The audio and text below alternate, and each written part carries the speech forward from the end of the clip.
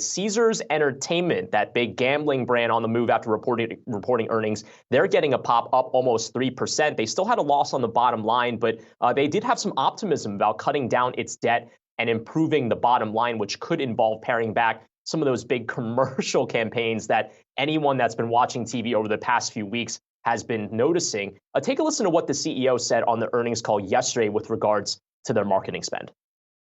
That's the biggest impact.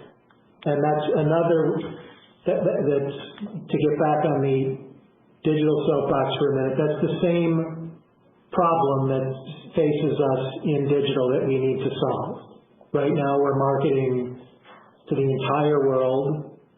That's going to stop, and we're going to start marketing to the most profitable customers. And obviously, marketing to the entire world, as you heard Thomas Rigg, the CEO, describing, is a very expensive measure. And this is a company, a casino operator that already has a lot of debt. So for them to now say, all right, you know what, we did that big blitz. We onboarded a lot of people from New York. We had these massive discounts and free bets that we gave people that joined the app. Now it's time for us to kind of lift the pedal on that, which means I guess we won't be seeing those JB Smoove and Holly Berry commercials as much anymore.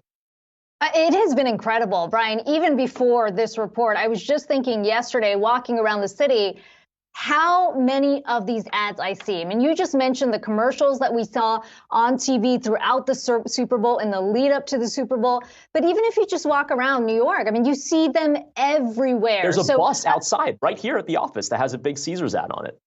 Yeah, right here. A bus. The buses, the bus stops. I mean, they have certainly ramped up in a big way. No surprise, just given the legalization here in New York. But to your point, a bit of a pullback. I mean, you know, given the blitz that we saw leading up to the Super Bowl, maybe something that investors have been looking for, at least if you look at where the stock reaction has been today.